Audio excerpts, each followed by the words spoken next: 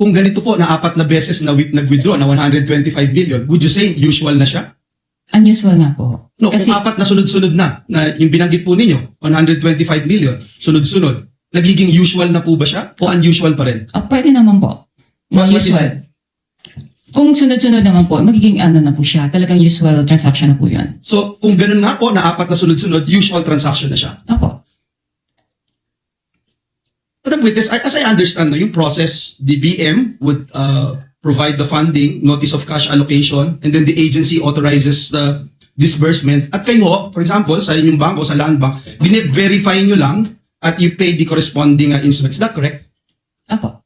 Bine-verify po yung pag-issue ng cheque po, yung mga signatories, payees, like that po. So bago po inilabas ang salapi o yung pera, ano-ano pong dokumento yung actual na natatanggap po ninyo at inyong masusing sinusuri? Kasi sabi nyo nga ho, I'm sure from the first withdrawal, as you made mention, it's unusual. So ano yung mga talagang sinusuri po ninyo na dokumento bago nyo i-release ito?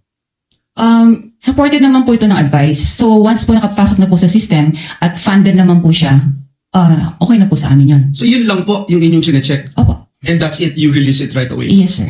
And binanggit nyo ho kanina, hindi ito suspicious Para sa ano ko po, hindi po siya suspicious. at lahat po ay legitimate. Yes, sir.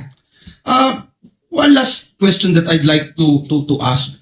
With this amount of money that will be withdrawn by the payee, ano ho yung mga advance arrangements? Kasi hindi, sabi nyo nga, hindi usual, yung biglaan, 125 million. Ano yung mga advance arrangements na inihingi po ninyo o tinatawag po sa inyo bago mailabas po itong salapi na ito? How far in advance was Land Bank informed that these amounts of physical cash would be required for each transaction?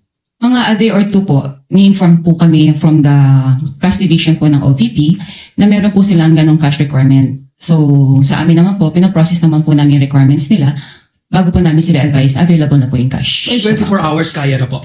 Pwede naman po. Salamat po. Maraming salamat. Thank you rin po.